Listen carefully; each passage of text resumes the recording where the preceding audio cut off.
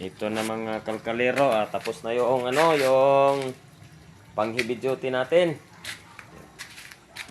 Yan. Ito lahat pwedeng tanggalin. Ito ganito. Pag malaking kawali, pwede ilagay direct dyan.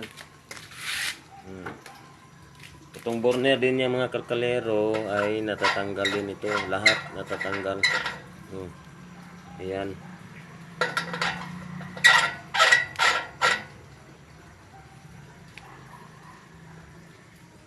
Yan, at saka ito yung tangke niya mga kalkalero. Yan. Ito yung gate valve o ball valve. Yung gripo. Bukas, sarado. Saka ito yung speed controller. Ito naman yung high speed na blower.